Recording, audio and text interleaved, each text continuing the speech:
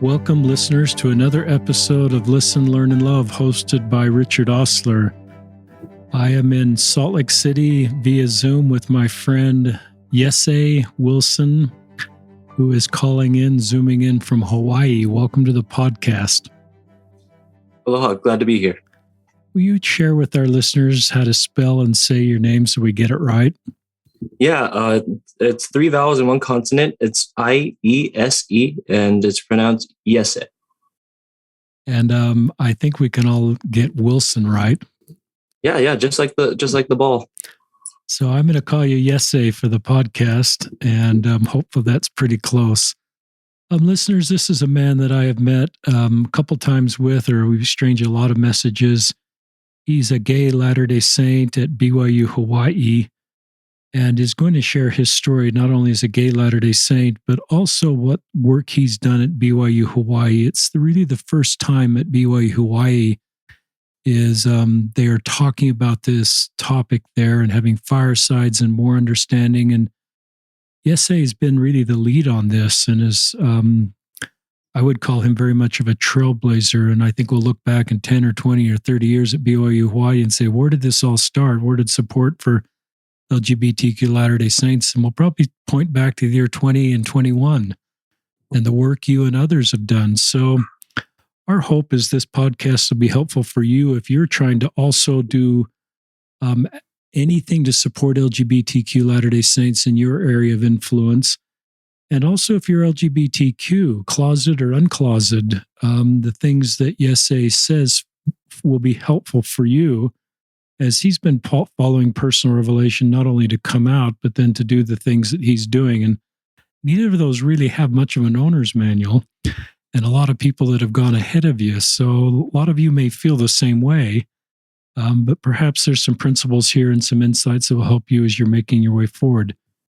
This is a unique podcast. Will you tell us a little bit about your cultural heritage? This will be part of the story, but go ahead and tell us about your cultural heritage. Yeah, I'm very unique in that aspect. I am the embodiment of BYU-Hawaii's population.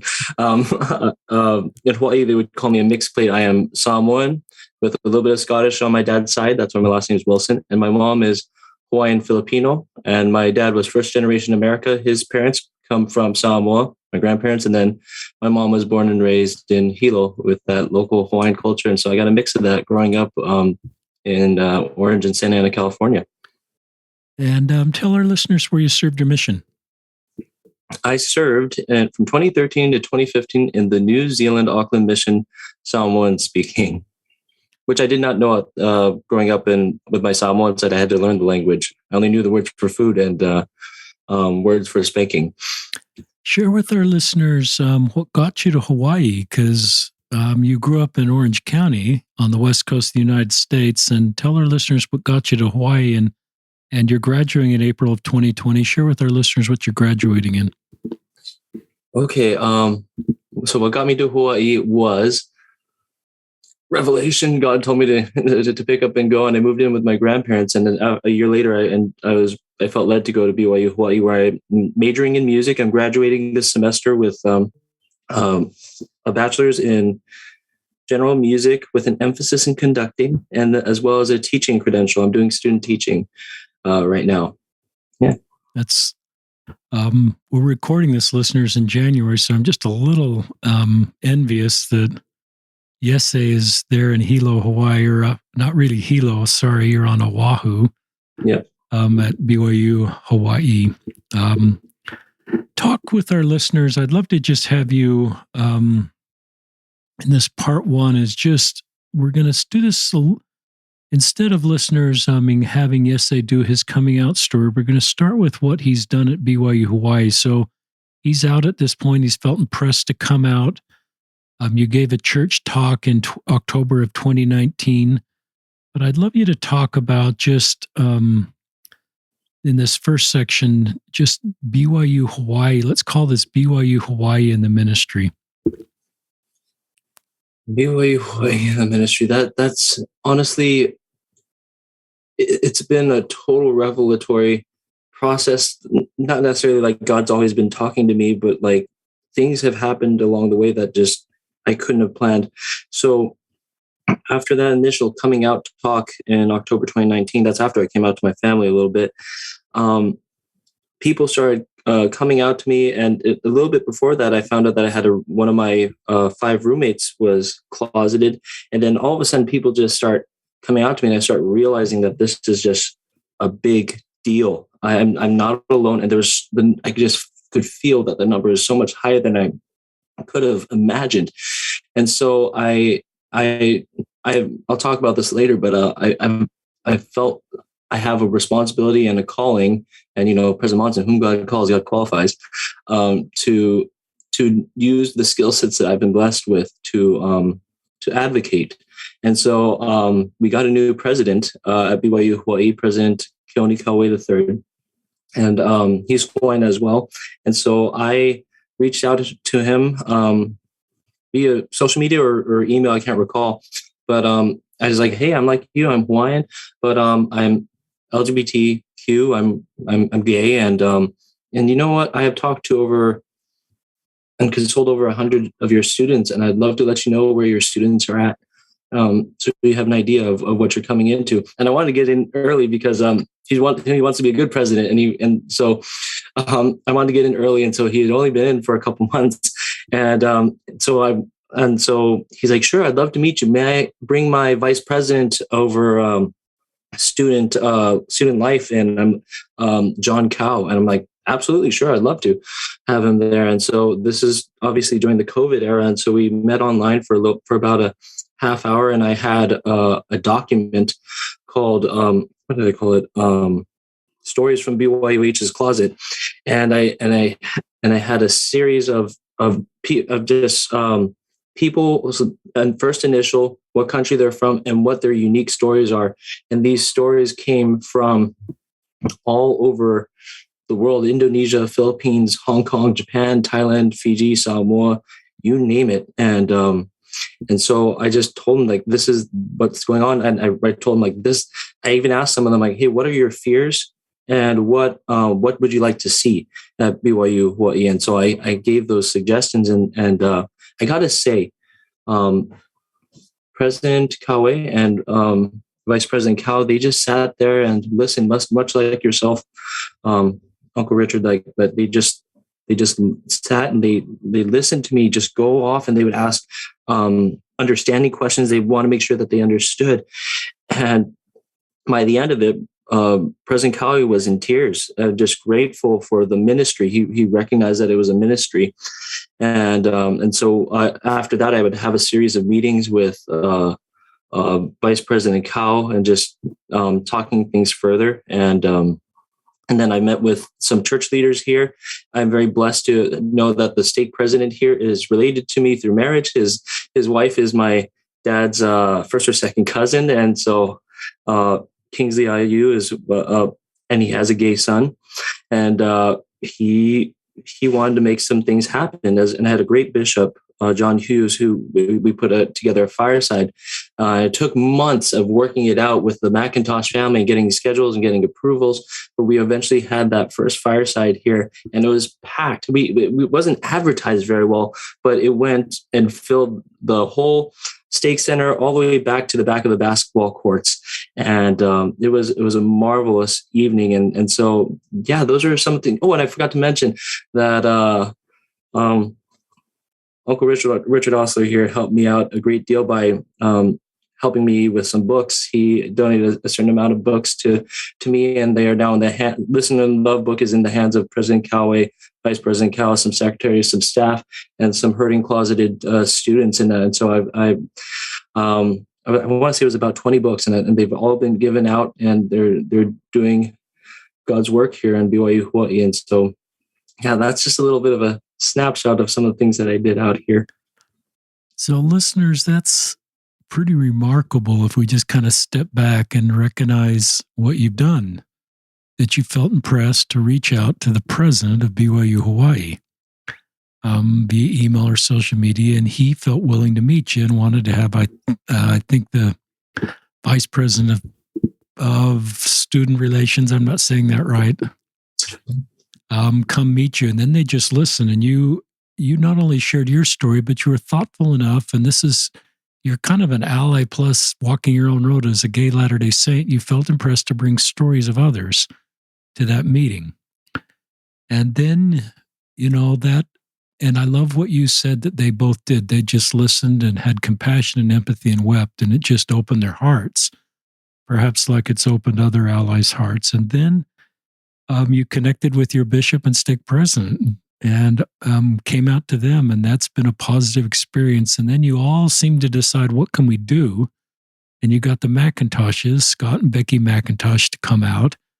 And it sounds like that filled an entire stake center. And I recognize that local Latter-day Saints want to talk about this subject. They have really good hearts, and they want to have better skills to support, administer, and have compassion for our own people that are LGBTQ. And I would guess there were closeted people at that fireside. You might have known who those were, but it was probably really helpful for them to come to a meeting where we're talking directly to them as needed members of the body of Christ. So that in itself is just a whole amazing thing that happened that's never happened, I'm aware, at another church school in that way. There's some good things happening in BYU Provo, but I think what you've done can be scaled to other church schools, to other congregations. No one changed doctrine to do that. We just are developing better tools to minister to LGBTQ Latter-day Saints. Other thoughts that come to your mind that you want listeners to know? Were you discouraged at times, or what advice would you give to others that are trying to do something in their circle of influence? One of the things that, because I feel personally called to do this, if this is really God's work, He's going to make it happen. You just got to reach out and see what happens and just keep on going. Do I feel discouraged?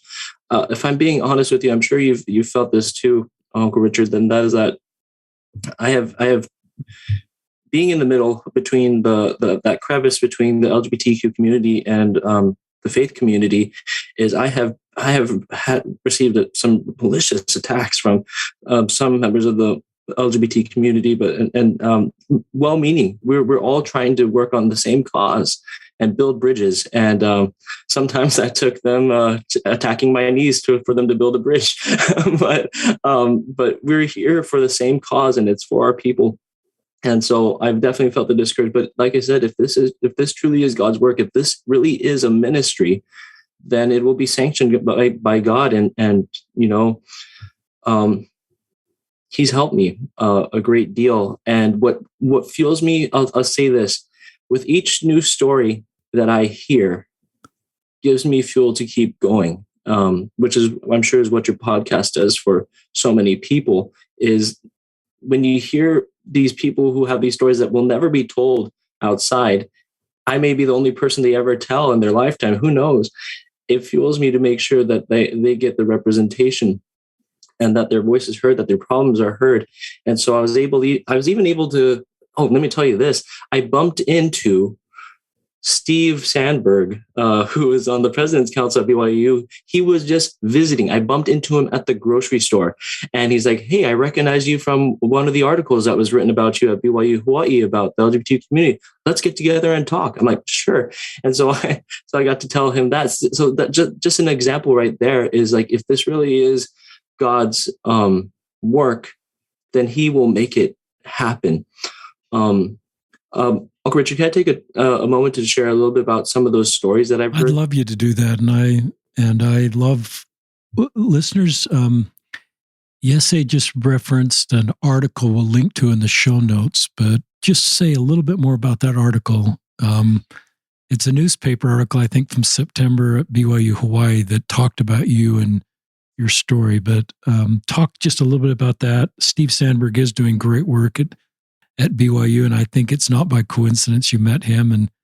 And then, yes, please share some of these stories. Right, wait, where do I start? Tell us about the magazine article. The magazine article, yeah. A friend of mine that I made, Abby Putnam, she was at that fireside, and she was like, "This needs to be heard. This story needs to be heard." And so she wrote this very gracious article that for those who have been interviewed by media before, you don't typically get to work with them and tell them what you want, and or look over what they're said. But she embodied everything that I've done here, and talked about the genuine struggles and the options that we have. And it's a fantastic article. I'm very grateful. I never thought there would ever be an article written about me, but I'm very grateful that she did that. I'll just leave you in suspense and check that out in the notes. So but, this is the official BYU-Hawaii magazine.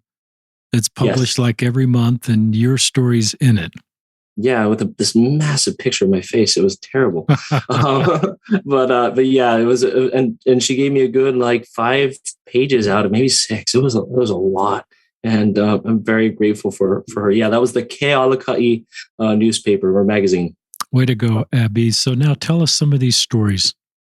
All right, so let me just be fair and give a little bit of a trigger warning to this. I'm going to talk about some things like rape and a bit things of that nature. But what I want to share is I'm very close with many people of the very conservative political community, and one of the things I hear is that this is a white issue, like the what is that called? And the concept of victimization. White people don't have victimization, but now we have the LGBT community. It gives white people a chance to be victimized. And I just really want to bring up this idea that this is not a white issue. This is not a white church issue. We are a worldwide church. And here at BYU-Hawaii, I've had the very, very unique privilege of hearing those stories from all these different countries. Let me share with you some of them that I've heard. This is very common. That's from Southeast Asia.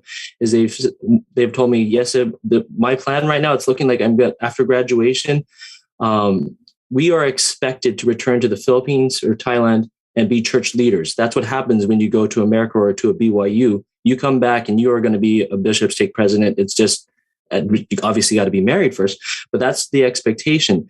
But if I come home and come out as gay, I will not only be bullied, but my family will be bullied by their people, the neighbors, the members of the church.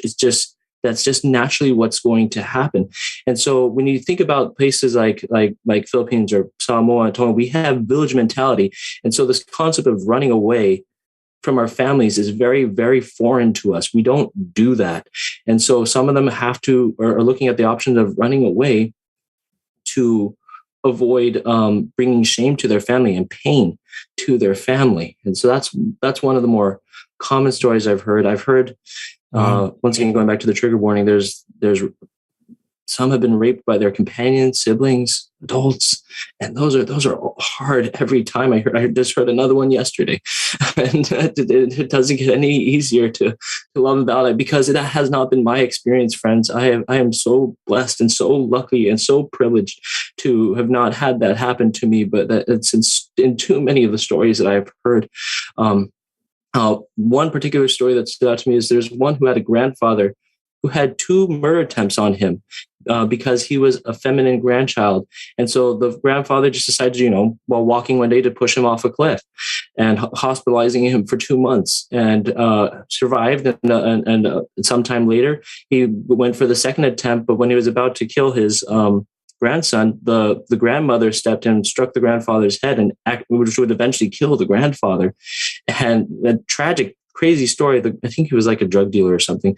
But this grandchild, although openly gay and from Southeast Asia, is the spiritual backbone of his family. It's striking to me that with a tragedy that strong, that to this day, this person is such an inspiration to his family, the light.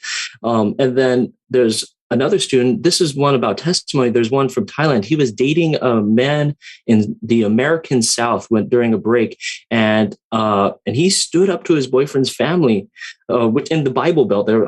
Were they in South Carolina? I can't recall.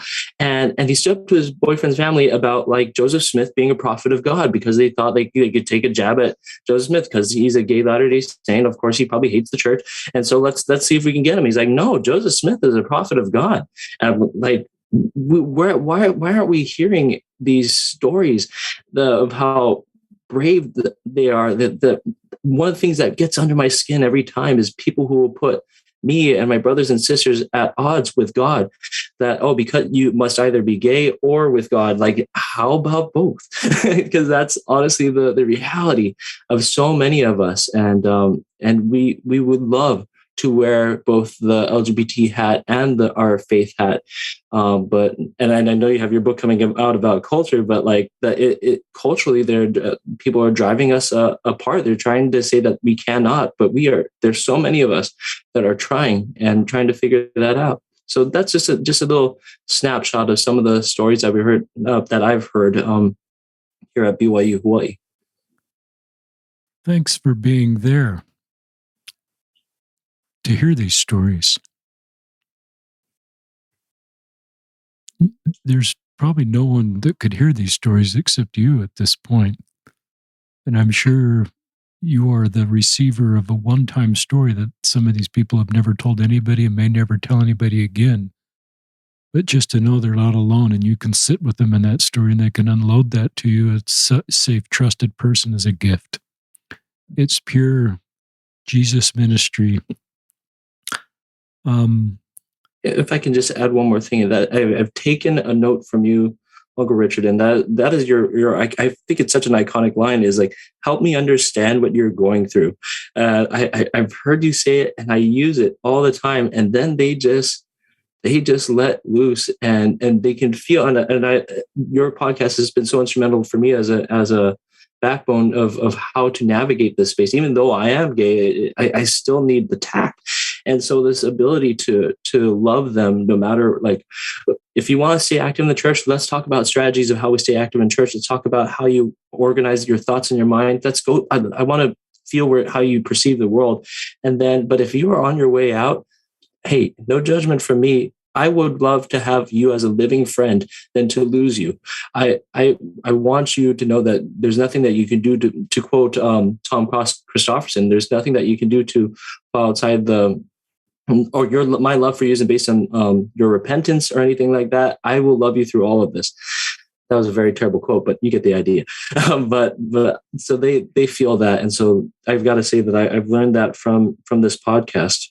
So, yeah. Well, you're very kind. If if your friends are listening, closeted people are connected to this episode in your circle, we both just send you our love. Some of you've opened my eyes a little bit to how difficult it is to be in different countries and LGBTQ and the culture, the bullying that occurs within families, within cultures, within church communities. I just recognize you're helping me understand that being LGBTQ and LDS is very different from family to family and from country to country, from culture to culture.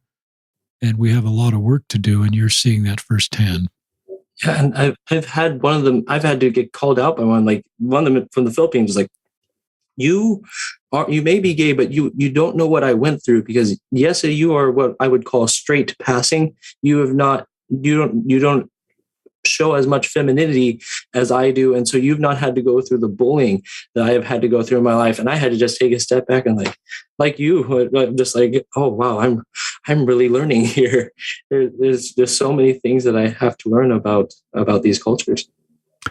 We have a son that's served a mission in a Polynesian country, and I'm not trying to take on Polynesian countries or any culture in particular, but we talked about this issue a little bit, and he's straight, and he said, "Dad, you just couldn't be gay in this country. Culturally, if you were gay, you just couldn't be gay. There's no space to be gay in this country." And it was kind of eye-opening to me, just to hear him say that. And you would understand what he's talking about. Yeah, you can. That is such a big point. I have a friend in Jamaica, from Jamaica, and it's still technically against the law to do things of a homosexual nature on the whole spectrum. And so that's not even an option. I have a friend from Tonga here who would tell me honestly, sometimes I'm attracted to guys, and sometimes we would do some naughty things together, and with people's like women's husbands, and like that's just this nasty cycle of just traveling around in that toxic culture, but of just like this hooking up with people's husbands. But what's interesting about this is that I'm like, well, what, like here in America, we kind of you see that some people pass through a hookup culture, and then they realize, I want to settle down. I actually want a real tangible relationship. I asked him, what does that look like for you? He's like, there is no option in Tonga, just like you're saying, Uncle Richard. Like there is no option for that. In Polynesian cultures, you could do. If you're a more feminine male in Samoa, it's called a fafafinge. In Tonga, it's called a fakalaiti. In Hawaii, it's called mahu.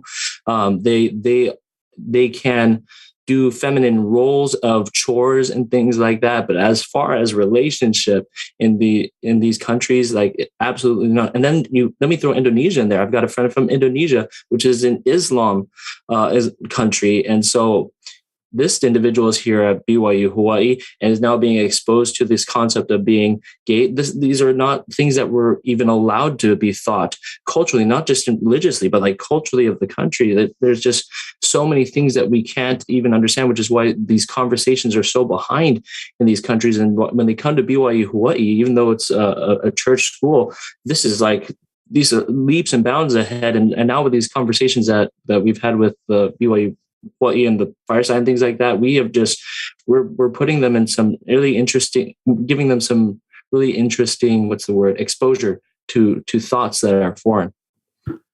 Is BYU Hawaii culture, and it's hard to measure this compared to other church schools, culture embrace diversity easier, or is it more a part of the culture just because there's more ethnic diversity at BYU Hawaii? And then does this issue become easier? Or is it? I mean, I realize you don't have a perfect view of all church school cultures, but I've just hypothesized because the experience you're having at BYU Hawaii and what I've sort of picked up is just this embracing of diversity that comes organically just on the origins of BYU Hawaii.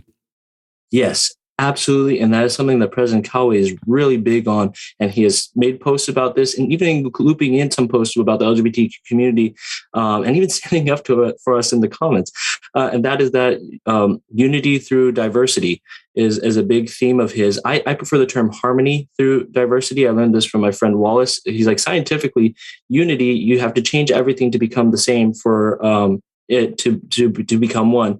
But I told him I prefer the word harmony because harmony, you could be a tenor, a bass, an alto, a soprano. You are who you are, and you lend what your part is, and we can make harmony out of that. And that's what will create unity is through harmony. So, but anyway, that's just my own personal take. But yes, here at BYU Hawaii, where we have students from over 70 different countries, we have that ethnic diversity that we have here opens the door to more diversity of thought, and people have to have more patience. Under President Tanner, we used to have about 60% people from the American mainland and 40% international, but he flipped it to 60% internationals to 40% from the mainland. And so now it's kind of interesting for people from the mainland, like or Utah, when we get a big batch of them, they now get to experience what it feels like to be a minority culture. Good. And so everybody has to adopt this mentality of like, I need to broaden my views. If you don't broaden your views and get used to taking in some new perspectives, you're not going to make it at BYU Hawaii. It's not that it's toxic, but it's just like it'll be hard to challenge the way that you perceive the world if you don't open up to new ideas. That was golden on harmony through diversity and just the difference between unity and diversity and harmony through diversity. That was really golden. Oh, thank you. That's what happens from a choir teacher. I love that. I'd love to have you talk about your own story, the typical podcast stuff we do right up front that we're doing this. I love getting that part of the story out. So now tell us your own story of coming to terms with your sexual orientation. And I will say, Ben Shalati, I read a blog post. It was kind of interesting. He says, I don't call it my sexual orientation. I just call it my orientation. Ooh. And he just said, because if we call it just our sexual orientation, it kind of adds that narrative. This is just all about sex. And he says, it's not about sex. It's just how I'm oriented towards men emotionally, to more men when I want to hang out, to men in conversations. That may not be your experience, but reading that, I thought that was really helpful. So I don't want to tell Ben's story on your podcast. So you go for it. Yes, eh? You can talk about Ben all you want. He just did. I actually asked Vice President Kyle to say, "Hey, can we bring Ben Shalati over or Pop Osler?" And he's like, "I'll see what I can do." And just a couple of days ago, Ben just did a Zoom meeting with the BYU Management Society, and so but Ben and I have a lot in common, and I love what you shared there about orientation, because the term sexual orientation is very limiting. But yeah, let's dive in. This is the part I'm so used to hearing other people's stories. I'm not used to telling my own in its completeness, and so I had to put some timestamps on here. I have some notes. I'll try not to. Uncle Richard, just slow me down, stop me if I'm going too fast from a thought, or if you want me to move ahead. I think you need to tell the story pretty thoroughly, so I think it'd be good for listeners to hear this. So go for it, but don't rush it. Okay. Yeah. Slow me down if you feel the pace picking up. All right. So I first realized that I was different, to go with that theme that we've always talked about here on Listen and Love, is I realized that I was different in elementary school. By about 2005, I was in 5th grade, and I had to come face to face with it. We have a Hawaiian summer camp that takes place at Kamehameha High School over here on Oahu, and which is just basically a Hawaiian cultural immersion camp, and we have to dorm there, and there are group showers, and I won't go into too much details about that, but you can infer what that did to me, of just like the fear of not wanting to go in there, like it, and the natural things that happen when you are attracted to the same sex. It was an absolutely horrific, traumatizing experience for me. I'm like, okay, this is not going away. I don't know what to call this. I like boys. This is shocking. And to this day, like the smell of Irish Spring soap just takes me to that moment. It still haunts me. But that was where I first came face to face. Like, okay, I have this thing, and it is different from everybody else that's in the showers, because they're all fine jumping in the showers except me. And so that was the first time I really came face to face with it. But thanks for being so honest. That's pretty courageous just to be that honest. So thank you for that. Well, I'm sure that 5th grade kind of put you an age on you, and I can't remember how old 5th graders are. So tell us how old you are. 10 years old. 10, but I probably had a hunch I was different about a year or two before that. But that was the first time I whoa. Okay. That's good. Then if I can jump ahead to middle school, like I said, I didn't have a term for this, but living in California in 2007, we had this wonderful, sarcastically, thing that we call Proposition 8 that came out, and which was about the trying to legalize gay marriage in California. And so we got the letters to the church for members of the church to defend marriage. Would people be willing to take up signs or do door knocking? And what that was the first time I ever heard the term gay before. Made it all the way to middle school, and I knew I was different, but I didn't know what gay was. And then I see on the news, I can never forget this, is the and you can probably YouTube it, it's the LGBTQ community protesting in front of the Newport Beach Temple and the Los Angeles Temple in big numbers. And then there's the members of the church on the other side with their I think it's Yes on 8 to ban gay marriage. And so like here I also got to add, I'm trying to bring my family back to church. I feel the spiritual need to come back to church. And so I'm trying to bring my family back to church as a middle schooler. We were inactive at that time. And I want to be a good Mormon boy. And then I see these people protesting in front of the temples. And I realize I am like those people that are protesting on the outside of the temples. But I am a religious person, and I want to be a good Mormon boy. And so I'm torn. And so I double down on spirituality, and I therefore label the LGBTQ community as an evil group of people. This is against God, and which is, that's what I thought at the time. I'm very different now. But like, that's how I reasoned it in my mind. And it was an expression of, it mirrored the internal war within myself. And so I therefore called that section of me evil, and this must be suppressed at all costs. And that's where I was from 2007 middle school till I graduated in 2012. It's just this really hard dissonance between being gay and in the church, because I want to be a good Mormon boy, but I don't want to be like the people protesting in front of the temple. And so if I can skip ahead to 2012 now, that's my senior year of high school, 2011, 2012. And that is where I come across a crush of mine. I'll call him Chance. I was in a biology class, and I thought he was cute. And I eventually became friends with him. And he one day decides to come out to me and tell me that he's gay. And all of a sudden, like from 2007 to now 2011, 12, that's 4 or 5 years. What goes through my mind is, but wait, you're not evil. And like that, it just didn't make sense to me. Like, yeah, and yet I'm still trying to suppress the feeling that I like him. I think that he's cute. And so I'm just frozen in that moment. And then he decides to tell me his story of being gay. And once again, another trigger warning, friends. It's a tragic story. Is that Chance was in a place called Apple Valley inland, and he had the courage one day to come out to his parents. And that day, his dad flew into a rage, and some terrible things happened that evening. And he went to bed sobbing. But when he woke up the next morning, Chance found out that his dad had shot and killed himself that night. Wow. And he no longer has a father. And that is what brought Chance over to my school, as his mom had to relocate. And that is where things really started changing for me. That was where I really had to challenge how I perceived the LGBTQ community, because Chance did nothing wrong. He had the courage to tell his parents that he had these attractions.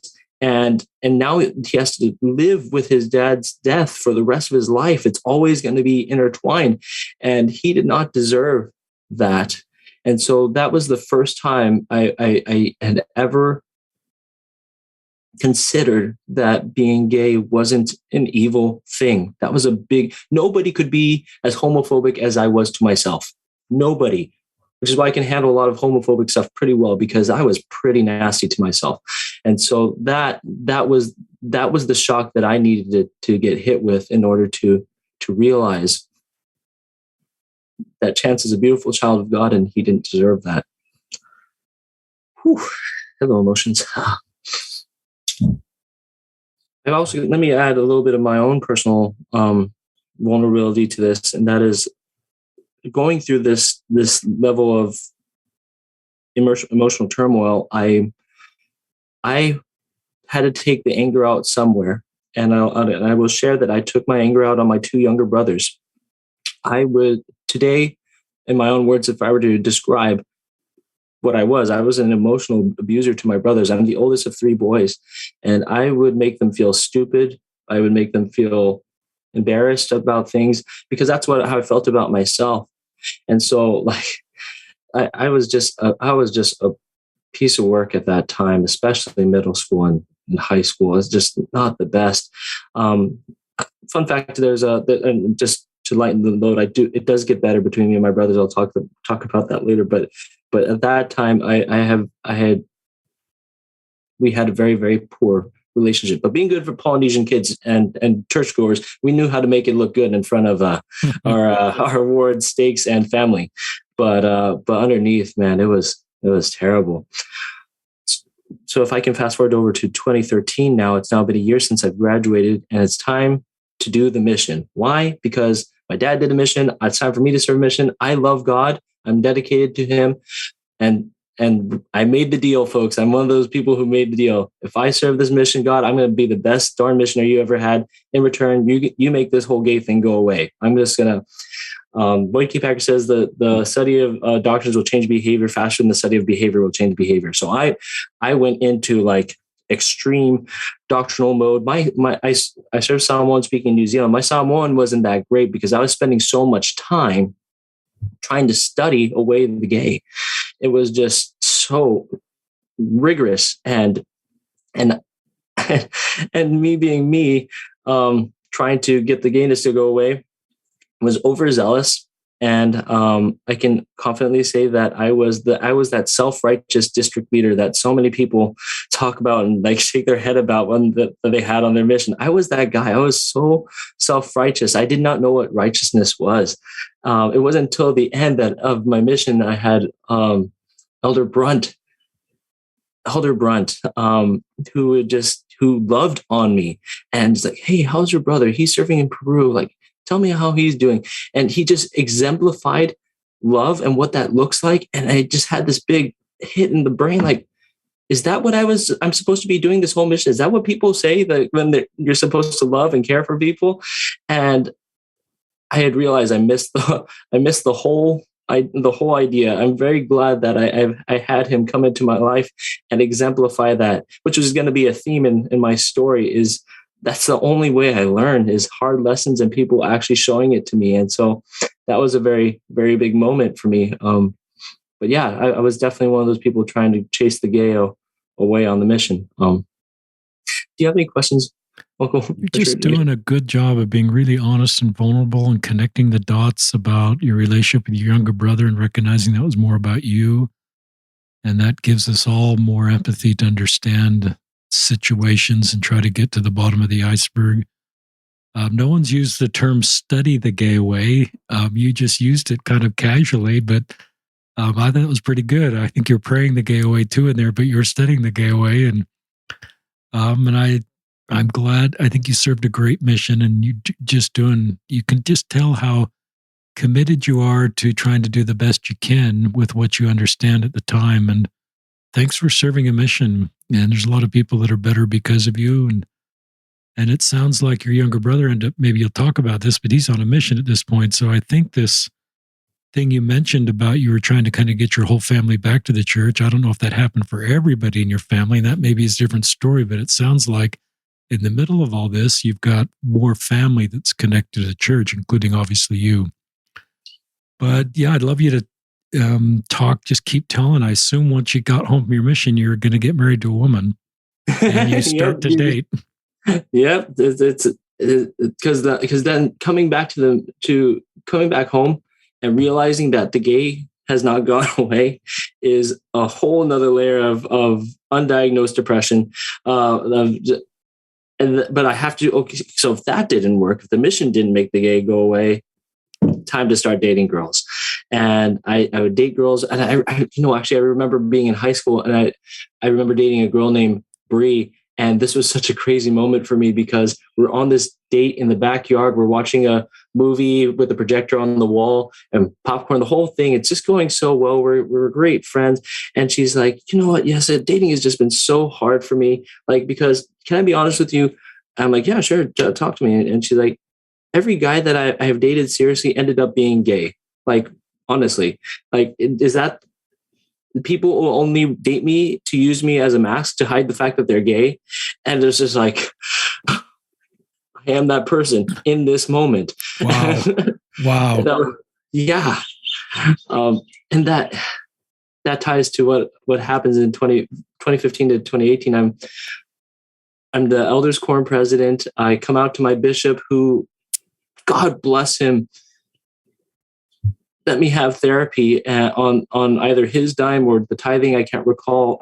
I don't know. But he let me have therapy for about 3 years with a wonderful man named Steve Pumphrey, who taught me the importance of deep emotional connection, being the priority over sexual connection.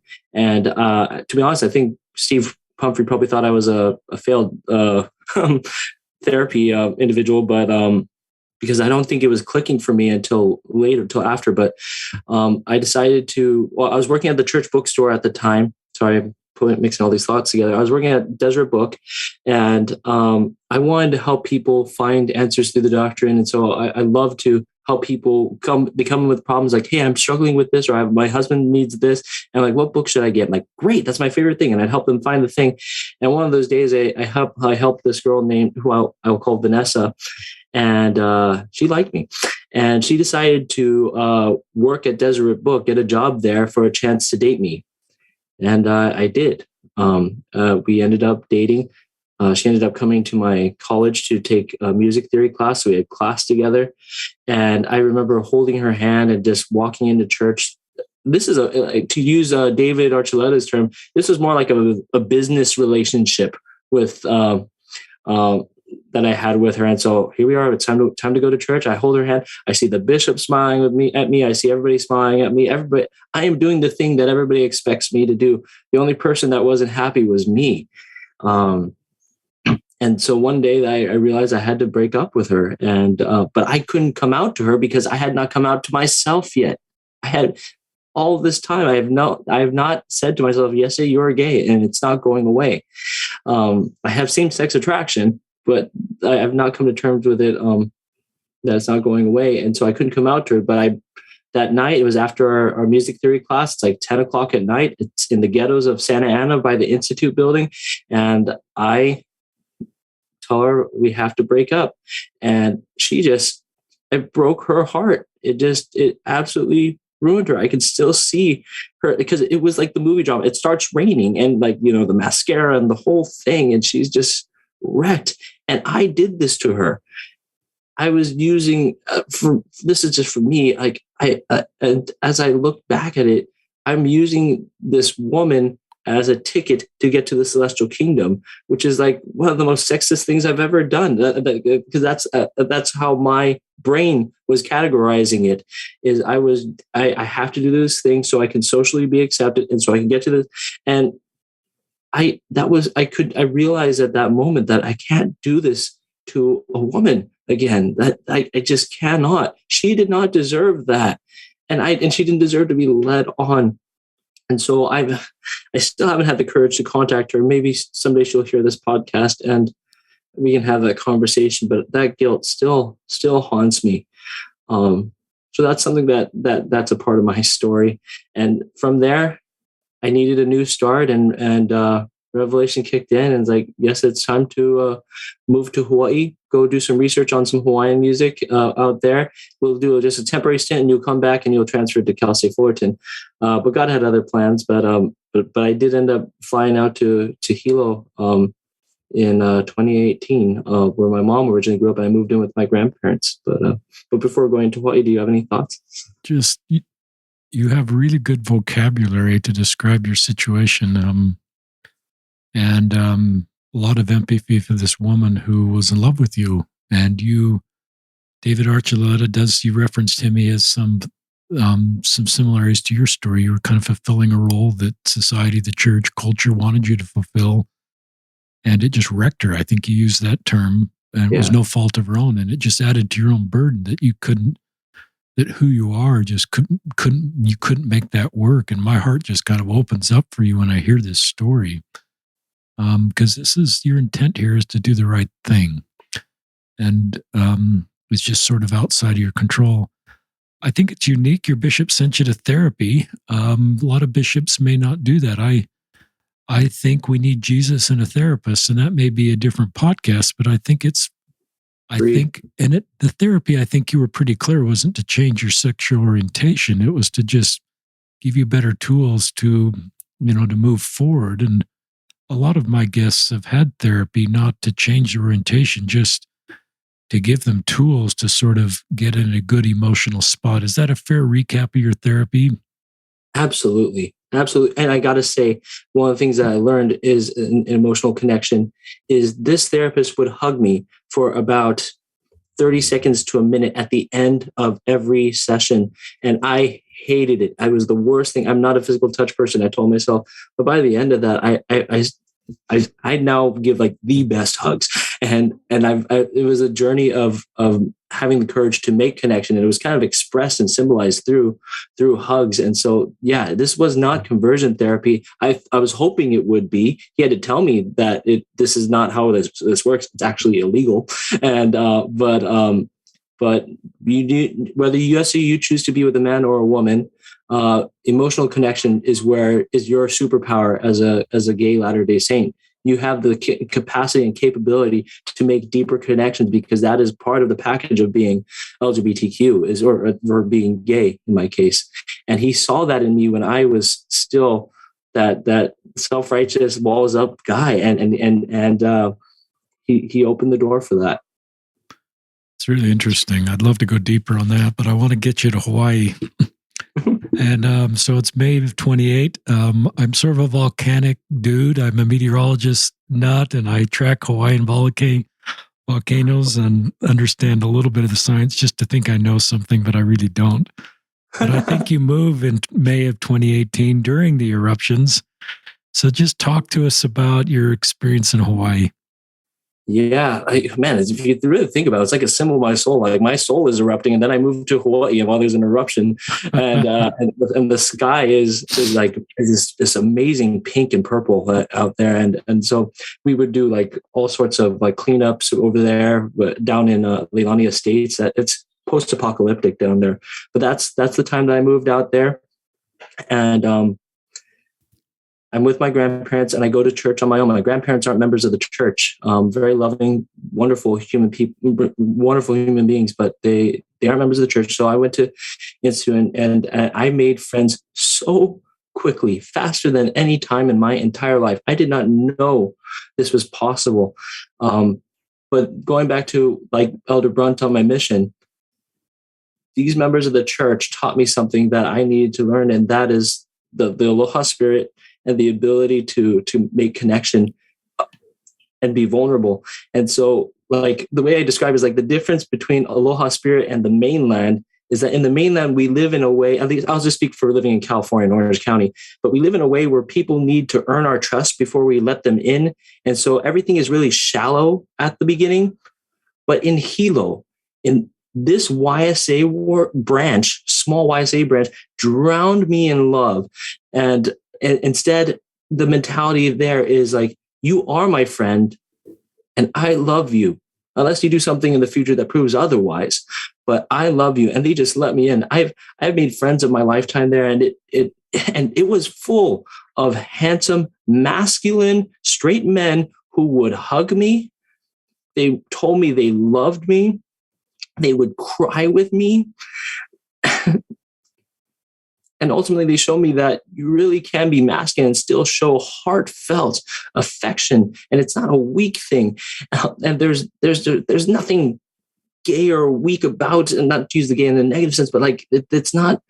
There's nothing wrong with making that kind of a connection. It was then that I first had the courage to tell one of my best friends who was the most secure, named John Campbell, that I was gay, because he's a spiritual powerhouse. And I remember being in his parking lot and I told this, and it was so scary. But he's like, I don't understand, but I love you. And I think there's a place for you here.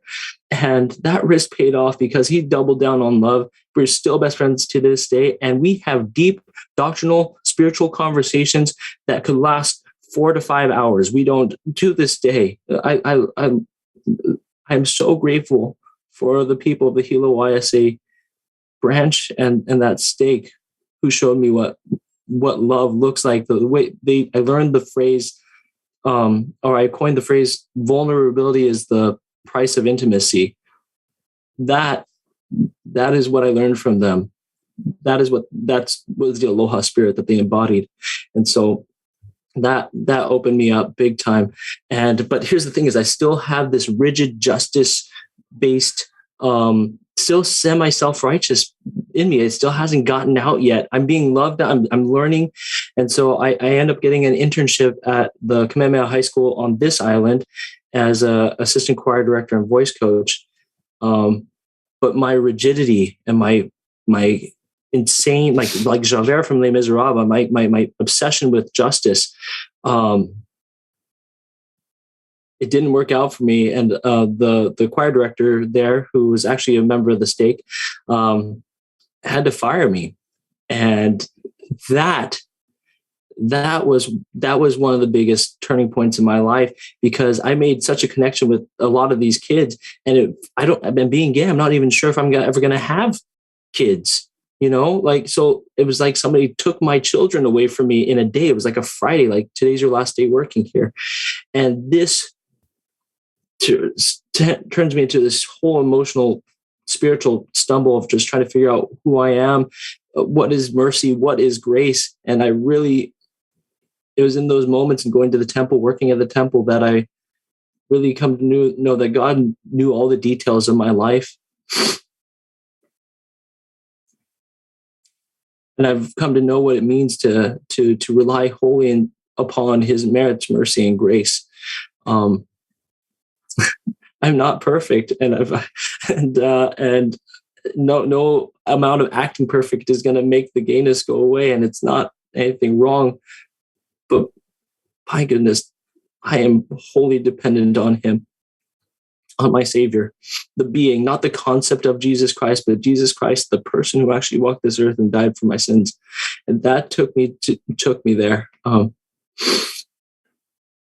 Okay, and from there, now that I was finally put on the right spiritual path, the pieces are starting to fit. I'm conducting one of the state choirs. I drive to the bottom of the island to do a rehearsal. I meet Teresa Myers-Ducray, who was impressed with my conducting, and she said, "You know what? You need to go to BYU-Hawaii. I used to work there. My sister used to be the vice president. You have such a talent here. You need to go to BYU-Hawaii." And in my mind, I'm like, BYU-Hawaii, the BYU, this is the school system I have made fun of my entire life. It was a family hobby. And I no, but she insisted, and she's like, "Hey, if you want to go, I can make the call. I know the guy who's in admissions, and I'll put in a good word for you if you just fill out an application." So I filled out the application, and even though I didn't have enough credits and I didn't have the associate's degree, I got in, and I began classes in May 19, 2019, not knowing what God had in store for me at BYUH. And like that's such a Nephi thing, like not knowing beforehand what to do. And so, but like I said earlier, like my very first room, one of my roommates comes out to me as being gay. I'm like, what the heck is going on here? I thought I was the only one. And that was like, how did you plan this, God? How did you get me into the one room with this one guy who would be able to come out to me? And then after the first spring semester, I go back to Hilo for summer vacation, and I am now ready for God to teach me and to give me some instruction. And just doing the nightly prayers, and one day I get this jarring revelation that it was almost spoken, which never happens for me. To be honest, revelation normally for me is just using fair logic and reasoning, and if that's it. But I got it this time. And I was instructed to come out to my family. And that's the first thing. And the second instruction was to love and save my LGBTQ brothers and sisters at BYU-Hawaii. And that is such a tall order. It was so daunting. I'm like, well, but then like, okay, whom God calls, God qualifies. So if that's what you want, God, you're going to make this happen. I'll try. But I now had the courage to come out to my family now, because God gave me the approval, which isn't common in many stories, but that's my story. I was very lucky to get that. And so in fall 2019, I go home to my youngest brother now has returned from his mission. I'm coming to his homecoming, and I'm also using it that time to come out to my family. And I told my dad on the car drive home, like, I'm gay. And he's like, and he tried to fix me a little bit. And I was like, I just need you to gather the family, and I want to let them know. And I told my family, and even my non-member grandparents were there. And I distinctly remember my grandpa saying, like, just follow what God tells you to do. If God tells you to do it, do something. My mom, this is her non-member parents, and she's like, what is happening right now? She was more shocked that my grandpa is saying something spiritual than me coming out as gay. But it was the next day after the coming out. Oh, wait, time out. Before I go into that, I got to say that I also told my brothers, like, I hope you can now understand where all that hate is coming from. I was such a troubled kid. And It doesn't excuse what I did and how I treated you. But I hope we can understand where it's coming from now. And they forgave me on the spot. And to this day, the relationship I have with my brothers is stronger than it's ever been. My middle brother is here with me at BYU-Hawaii.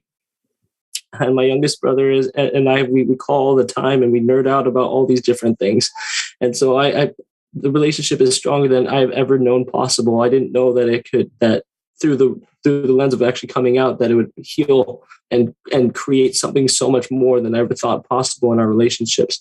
So that's where I'm at with my brothers. But I got to talk about my mom, and that is that we were walking the dogs the next day, and my mom's a nurse, personal trainer, gym instructor, very, very strong, beautiful woman.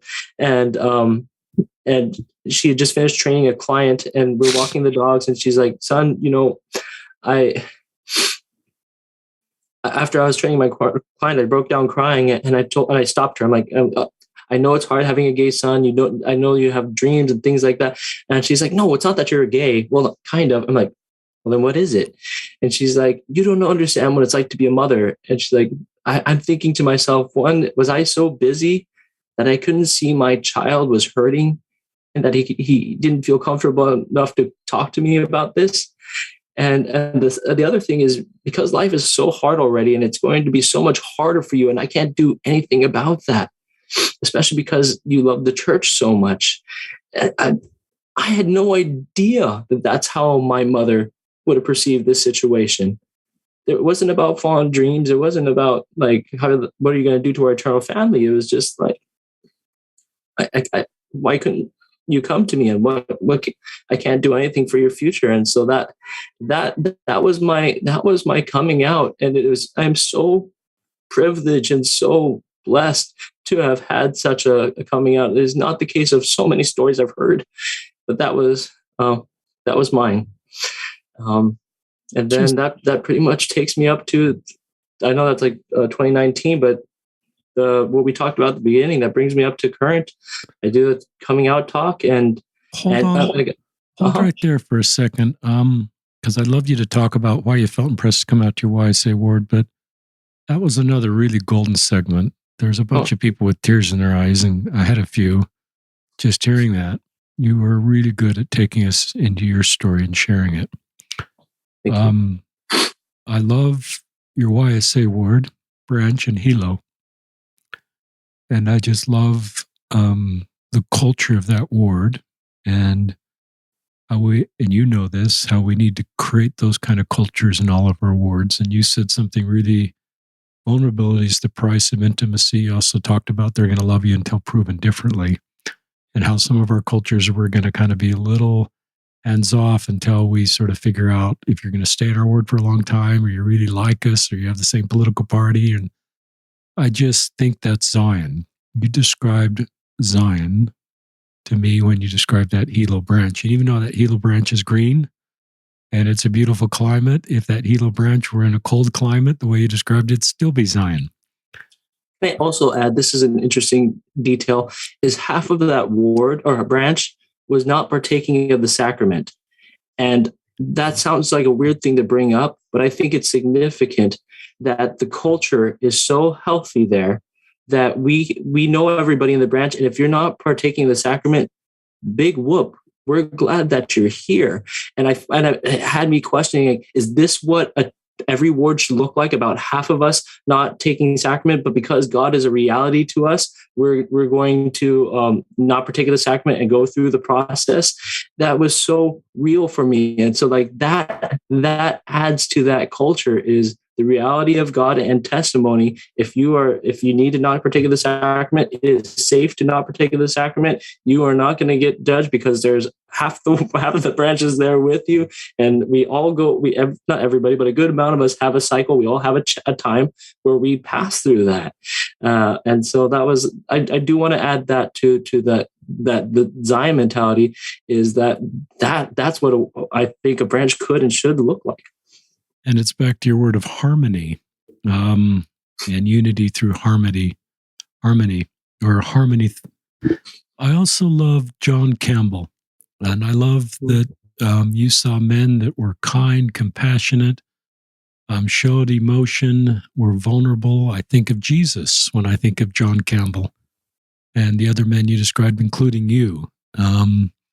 And just that culturally we've sort of stereotyped men that this is how you have to be if you're a man. And I think that ward showed, and that you felt comfortable enough to come out to John Campbell, and he responded. And I love the word you used, double down on love, when you needed it, when you were vulnerable. and open up to somebody perhaps for the first time. And so you've given good shout outs to people that have helped you along the way, but it helps all of us know how we should respond and how meaningful it is to you. I love you giving shout outs to people like Elder Brunt from your mission and just the examples, because it helps us know how best we can support. I love this wonderful woman that acted on her impression to invite you to BYU-Hawaii and the doors that have been opened. I love the key part of this is you've been following personal revelation, and Heavenly Father has been talking to you and guiding you your entire life as you've been making your way forward. So I just love the Hilo YSA branch and the Zion that you felt there, and how that's scalable to all of our cultures. But we need that so that every Latter-day Saint can feel like they belong. You felt that from day one, and you've helped other people. So now you're in a YSA ward, and you're about ready to give a talk so talk to us about that. That's an interesting one. I actually wasn't planning on going too much detail on that, but like I need to do a coming out talk, and here's one of our bishopric was a religion professor, and so it had to be passed through him and the stake president to make sure that everything's doctrinally sound and things like that. Now, I know some people may be shaking their heads like this is micromanagement, but perhaps yes. But we need to understand that, like, this is how it was explained to me, is like the bishopric and the stake president is going to be sitting behind you. And so we want to make sure that we know what's being said so we can sit there confidently behind you. Because if you start going off there, we don't know, it's not going to look good for you if you have a very nervous looking bishopric and stake president sitting behind you, if we look on edge. So we want to make sure that we can support you that way. And maybe that was off the top of the head excuse, but I bought it. I thought that was a great reason. And I felt very supported by them. And I had people come up to me after the meeting ended, and just senior sister missionaries and husbands coming to me and just like, this is your calling, and thank you so much for being here. You're meant to be here. And I met some closeted individuals that day as well. And that off to the races we went, then started just communicating with everybody. And I got to say that I did not get any rebuking or stink eyes to this day. To this day, I have not been maliciously prejudiced against. It hasn't happened in my experience. I am openly gay all the time. I'd like to think everybody knows, except for the new students, but everybody knows. But I have not received prejudice directly, or I don't hear people talking about that. If anything, I'm more worried about my friends. Like, some of my friends are being assumed that they're gay now because they hang out with me, but they're just like, wow, I'm trying to feel like what it's like to be you. And I'm like, welcome. But I've got to say, the only homophobic thing I've ever had happen to me is I had a roommate that was only one roommate that was pretty homophobic. And, but other than that, BYU-Hawaii has been so great to me. I've been accepted. Oh, and I got to say, I talked about one toxic roommate, but I've lived in about 5 different housing units over my time here since I got here. And in 5 of those housing units, I've always had at least one, possibly 2, closeted LGBTQ individuals, for people who are trying to figure things out. And so, that is, sorry, that's the faucet because I'm in my dorm. Somebody's washing their hands. That is what my experience is, that God kept on placing more people in my path in these units. But then I realized, like, maybe he's not just placing them in my path. It's just that there are more people than I ever imagined. That's a mix of both. What do you think? Good question. You've got a real feel for, if you were to give kind of your gut check, your gut estimate of the number of the percent that are at BYU-Hawaii that are somewhere in the LGBTQ spectrum, do you feel comfortable giving sort of an estimate of what you would guess based on your experience? Gosh, we have a student population around about 2,800. There's been research done at BYU Provo, and if I were to just copy and paste that number to Hawaii, I want to say it's about a quarter, which I think is high from the people that I've met. But I've only met with people that are comfortable to talk about it. I don't really go out to people like, "Hey, are you gay?" It's only for people who have the courage to talk to me. But yeah, I would say, I think going back to your document, like at least 5 to 6 members per ward sounds just right to me over here. But with the research at BYU, it may be more. And yeah. You took us to some interesting countries, what it's like to be Latter-day Saint in a Muslim country. And so I sometimes hear people say, well, this is kind of a sign of the last day, and people getting confused into being LGBTQ. But I think you do a good job of just people can accept this part about them that they could never possibly even consider in the past, given their culture, given their family situation. And I think it's good that just like you're doing better, I think, because you've accepted this part about you and you're able to bless people. And this is part of the way you're blessing people, that it's a good thing to accept this part about you. It's how your heavenly parents created you. And so they seem to be accepting of this part about you. So you accepting it doesn't mean that everybody's closet needs to come out and do. That's one of the things I invite listeners is don't make your story your story. Write your own story, but there's principles and perspectives that helped you write your story. I love you coming out, and you use this word, and I can't remember if I already mentioned this, through the lens of coming out, how it blessed your family. So you coming out was one of your finest family moments, I think. And the way it brought your family together and reconciled your brothers, and you were able to understand what was going on in your life, and they knew something was going on in your life. And when you just described your relationship with your brothers, and you've all got each other's backs, you're all 3 returned missionaries, your mother, whose heart kind of was sad for you because you went through this road alone. But to me, this is one of the finest family moments. And your grandparents chiming in, who aren't even of our faith, about their feelings about your future. To me, there's good fruit that often happens when someone comes out. And since in your case, it seems like there's only good fruit that's happening since you've come out. Not only for you personally, emotionally, spiritually, but also with all the lives you've impacted for good, and the increased unity and harmony, to use that word, that's present in your own family. So talk about just where you are right now, and you're graduating in April. Talk about your future, anything you want to talk about in this closing segment, or anything that's come to mind you want to make sure you share. Great. Yeah, I'm graduating with that bachelor's in music and a teaching credential. I graduated in April. The question you often ask people, do you intend to date, is like, for me, for Iese Wilson, as of today, in January, the answer is absolutely. I need to find out if this is me and my own heart. And I'm so tired for falling for people in situations where they don't love me back, whether they're closeted or they're straight. It's just like, how much more falling for people that won't love me back do I have to go through? It's hard going to BYU-Hawaii. There's very, very many beautiful people from very many countries, and it's a lot. It's hard, and I need to find out if that's me. And I want to know what it means to be loved and to be in love.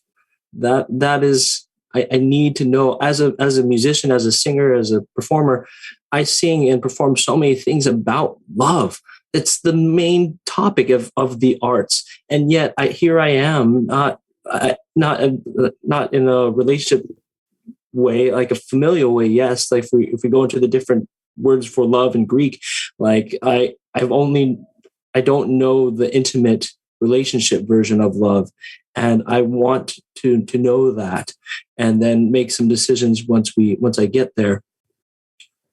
But so yeah, I'm intending today. Oh, and then I'm right now I'm actually in a mode of panic because I have an audition for University Hawaii Manoa, where I have a whole audition that'll go from 8 a.m. to 9 p.m. to try to become a master's student of conducting over there. And so hopefully I can get in there. If I don't get into UH Manoa, then I'd be happy teaching choir for the rest of my days at a high school, so long as I can afford to live, hopefully in Hawaii, and give back to my Polynesian people, brothers and sisters here.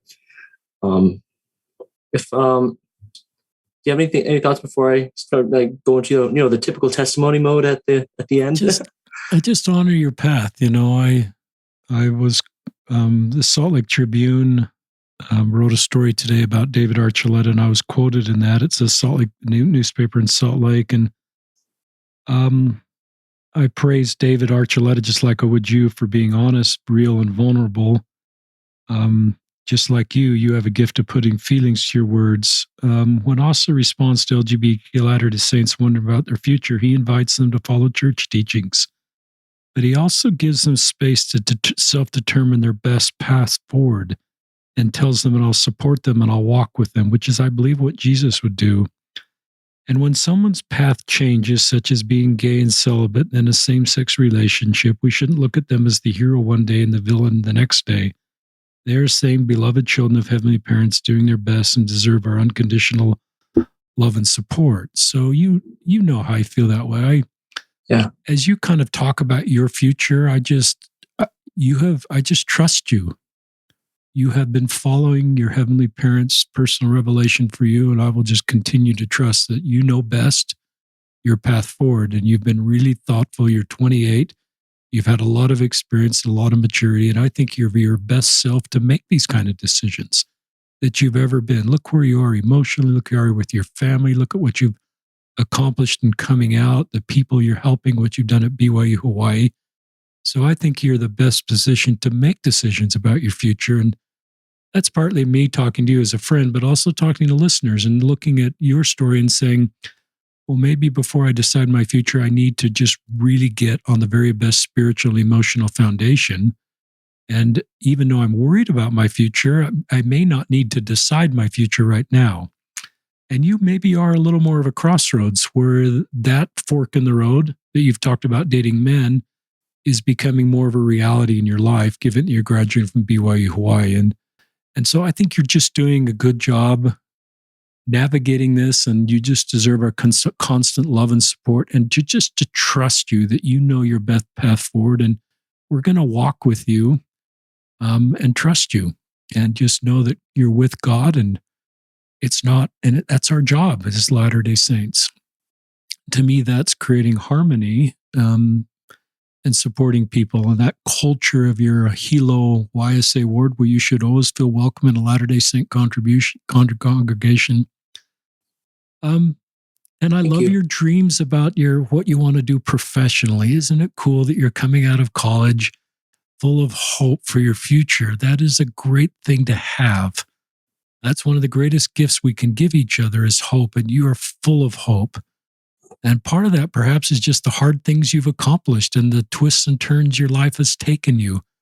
I don't think if I had met you in Orange County in junior high, you could possibly imagine in a million years, this is where you would be right now and the things you've accomplished. And it's fun sometimes, this is for you, but for all of us to look back and just, if we get discouraged or down or wonder, and just recognize, wow, if I really go back and look at my younger self, that gives me confidence that the next period of time can be equally as hopeful and helpful. And so, you still have some unknowns about your future, but I think you have a foundation to know that will unfold for you as it needs to unfold. So yeah, I'll turn it back to you just for more thoughts, closing thoughts. Oh goodness, the closing thoughts. But thank you so much, Uncle Richard, for all that you just said there, and the validation that I feel is so genuine, and I need to hear that. I'm normally the person giving it, and so it's a very special moment for me to have that. Thank you. I remember I wanted to make sure that I brought this up. We said one time we talked over Zoom. I remember bringing up this quote that I came across of. I watched this video of Judge Judy, who I don't really watch, but I came across it, and she was asked a loaded question about feminism. Now, this is neither either or for or against feminism, but it's just the principle that I want to extract from it. And so, because apparently the lady was asking, "You're not a feminist," and she goes into her own story, and then she says this golden phrase, something to the effect of, "You're right. I'm not a feminist. I'm an individualist. I believe that every individual has the capability to become the hero of their own story." And whether that is factually true or not for other people in their lives, that's a mentality that I adopt. Is I've been given a unique circumstance. I've been given some different types of dragons to slay throughout my journey of life, and I'm going to continue to get dragons. But how lucky am I to have such an adventurous life? That's that I don't have the privilege of just sneaking by life. I have to vanquish it. I don't want to use war terms, but I have to progress and find a way to be the hero of the story for myself, not for acclaim, not for other people. If anything, for He who empowers me, and that is Jesus Christ. I love my Savior so much. I'm so dedicated to Him and my Heavenly Father. But I got to also say, I love now being gay. I get together with some open and closeted individuals on campus, and we will watch oh my gosh, this is so embarrassing. What are called BL series or boy love series from Thailand and the Philippines, and then there are these beautiful stories that tell stories like ours, and we will all sit together and we'll laugh and we'll cry together and we'll all swoon over the hot guy and the really cute scenes, and that's not an evil thing. It's a beautiful thing, and we've all come so far to have this wonderful moment, but that moment doesn't take away from the love that I have for Jesus Christ. I'm a passionate Sunday school teacher. I love teaching about the gospel. The way that Iese Wilson says active in the church is I have 3 boxes in my head. I have the doctrine box, which is like, with the exception of like, I don't know how I'm going to get to the celestial kingdom. Other than that doctrine, my doctrine box is so clean and pure, and I love it so much. Abrahamic covenant, gospel of Jesus Christ, the whole shebang. I love it so much. But then we have the other 2 boxes, which are policy and culture. That is where a heavy amount of my issues lie. And so it's been so helpful to me to look at situations like, is this something that a cultural thing that my church leader has said or a friend has said? Is this a policy that could possibly change, like, as policies have always changed in the church? That's just how I categorize it in my brain. But I am not a cultural member of this church. It'll be very common. You'll notice if you see me at church, I don't wear a white shirt and tie very often. Unless we're doing a ward choir performance, and it's kind of rebellious. It's not really rebellious. I don't want to be rebellious, but it's a symbol for me. I don't want to wear the white shirt and tie because it's a cultural thing. I could go in Hawaii. We wear aloha shirts to church, and that's fine. And I can meet my Maker in this shirt and not feel like judged by God. Like it's a cultural thing. And so I do it as a symbol that I am not a cultural member of this church. I am here for the relationship I have with the deity that I know as my Heavenly Father and my Savior, Jesus Christ. I am here for them. I am dedicated to them. I am covenant bound to them. I love them so much, and I will do all that's in my power. I would like to say I don't know this for sure. This is all in the future, and I don't know what the future holds. But if I marry a man and I get excommunicated in the church, I'd like to think that I will still be there in the pews and even contributing into Sunday school if I have a spiritual answer. And they're going to have to drag me out. They're going to have to, like, I think in Dr. Covenant's, it's the deacon's job or teachers to drag me out. They're going to have to do that to keep me from sharing my testimony. But I don't know. It's all fun and gesture and fun play in my brain. But I am here for him. I'm here for my brothers and sisters, and I want to make a safer place for all of us, so we don't have as much trauma as so many of us have gone through in the stories that I've heard. Yeah, that's all I have to say. I wish I could have been more eloquent, but you're very eloquent, Richard. I hope our listeners caught, even though it's a big deal about your future if you marry a man, and realizing you could be excommunicated or membership withdrawn. And that's a reality of your possible future. And even though you talked about that, it's a sobering thought.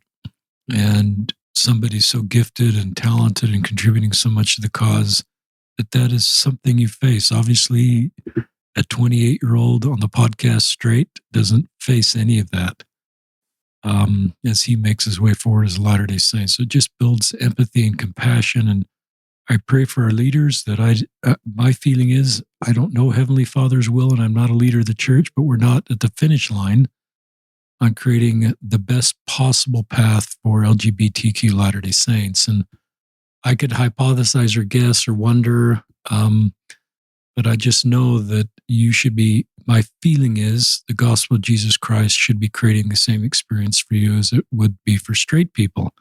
And your mothers of gay children shouldn't have any fear about the future of their gay children, just like they don't have the future of their straight children. So to me, we just have more work to do, listeners. And my invitation is, let's see what we can do in our circle of influence to improve things. I know if you were married to a man and walked in that Hilo YSA branch, I guess you'd be married. It's technically a YSA branch, but I don't think they'd sort of not make you welcome either because you're married or married to a man. I think they just welcome you. And I think we need to make sure that everybody feels welcome in the congregation. There should be no belief or behavior hurdle, and everybody should welcome. It should be a judgment-free zone for everybody who wants to come and worship Christ. So you were also very unique, and maybe the most unique of any of my guests, just being in the most circles. And I mean that with just all the cultural circles you're in, because your cultural heritage, the places you've lived, the mission you've served, all the different people you've connected with outside of, and then I could just end there and say you're straight, but you've had all those, but then you're not straight. So you're in all these other circles. And I just think, someday you look back as your old self at 50, 60, 70 and recognize this foundation of being all these circles has allowed your whole life mission to happen, which I think is only at chapter 1 and 2 with what you saw happen at BYU-Hawaii. I think what BYU-Hawaii is the template for the rest of your life. That's possible because of all these circles you're in and all these life experiences that give you the perspective, the tools, the understanding just to be able to relate and connect with and bring together. We need people that are gatherers, not sifters, and you're a big time gatherer and just have a unique life ahead of you. And so it's an honor to have you on the podcast. You've become a friend over the last couple of years. You're doing such good work, and I'm so glad finally we did this podcast. And this will just sign off. This is Richard Osler and Iese Wilson signing off on another episode of Listen, Learn, and Love.